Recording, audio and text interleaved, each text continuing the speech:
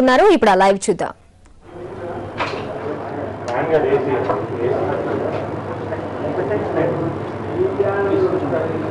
సాక్షాత్తు రాష్ట్ర ముఖ్యమంత్రి గారే సచివాలయంలో పత్రికా సమావేశాన్ని పెట్టి వాస్తవ పరిస్థితిని మరుగుపెట్టకుండా వాస్తవ విషయాలన్నింటినీ కూడా ప్రజలకు తెలియచెప్పిన విషయాన్ని కూడా మీ ద్వారా మళ్ళీ ఒకసారి రాష్ట్ర ప్రజానీకానికి తెలియజేస్తున్నాం.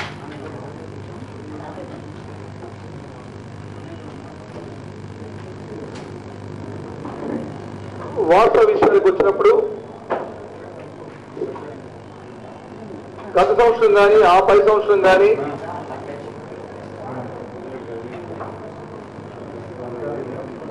ఈ సంవత్సరాన్ని పోల్చుకుంటున్న పరిస్థితుల్లో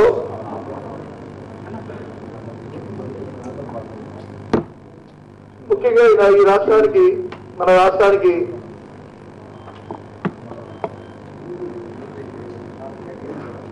నాలుగు కోణాల్లో మన విద్యుత్ శక్తి మనం సంపాదించుకుంటున్నాం. అందులో బొగ్గు ఆధారిత, గ్యాస్ ఆధారితంతోనే,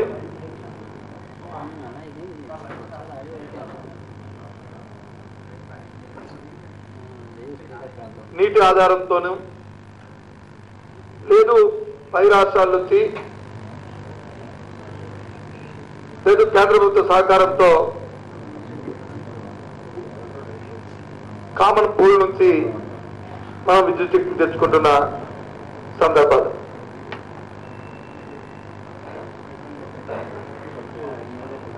ఈ నేపథ్యంలో ప్రకృతి సహకారం లేకపోవడం వల్ల రాష్ట్రంలో ముఖ్యంగా జల విద్యుత్ సంబంధించి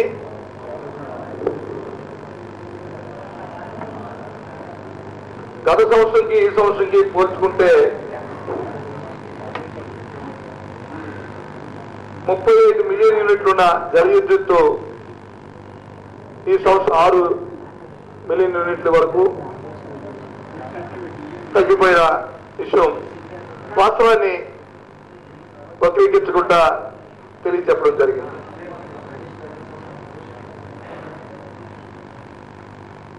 అలాగే గ్యాస్ కు సంబంధించి కూడా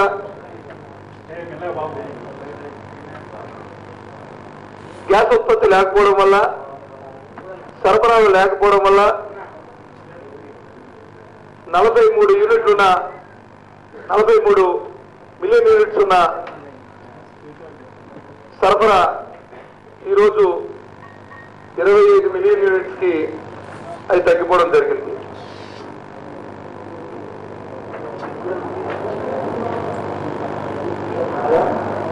బయట నుంచి కొనే విద్యుత్ శక్తి కానీ,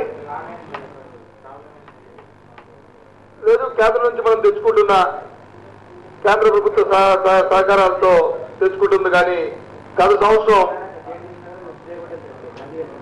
22.74 మిలియన్ యూనిట్స్ మనం గత సంవత్సరం తెచ్చుకుంటున్న సందర్భంలో ఈ సంవత్సరం ఏదో దాన్ని సుమారు 32 మిలియన్ యూనిట్స్ కి మనం పెంచుకోవడం కూడా జరిగింది. ఇన్ని చేసినప్పటికీ కూడా ఇంకా మన డిమాండ్కి సప్లైకి ఇంకా సుమారు 60 మిలియన్ యూనిట్స్ ఇంకా డెఫిసిట్ అనేది, గ్యాప్ అనేది ఉండడం అనేది వాస్తవం అనే విషయాన్ని కూడా తెలియజేస్తున్నాం. ఇక్కడ ఎంత ఖర్చు అవుతుందో, ఖర్చు అనేది ముఖ్యం కాదు. మెరుగైన విద్యుత్ శక్తిని సరఫరా చేయాలని ప్రభుత్వం కృతజ్ఞతతో ఉన్నప్పటికీ కూడా అవకాశాలు లేని పరిస్థితులు కూడా, వాస్తవాలు కూడా మరుగున పెట్టకుండా ప్రభుత్వం వాస్తవ విషయాలు ప్రజలకు వివరించిన సందర్భం. మరి నిన్నటి రోజున రాష్ట్ర సచివాలయంలో జరిగిన ప్రతిపక్ష పార్టీ తాలూకా రాజకీయ డ్రామా చూస్తే వాస్తవంగా చిత్తశుద్ధితో చేస్తున్న కార్యక్రమమా లేదు ప్రజల తాలూకా మెప్పు కోసం ఈ కార్యక్రమం మీద వచ్చి మేము ఏదో చేశామనే ఆలోచనతో చేస్తుందా?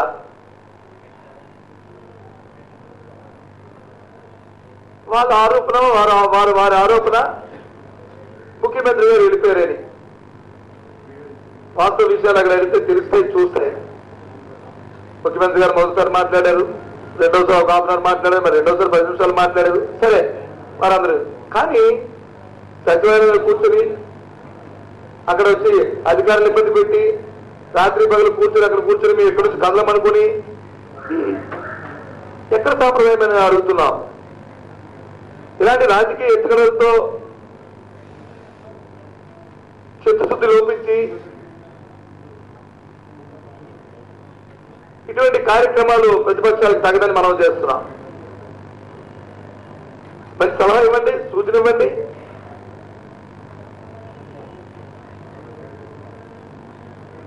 ఆ సూచనలతో తప్పకుండా ఒక మంచి కార్యక్రమాన్ని మనం రూపొందించుకుందాం.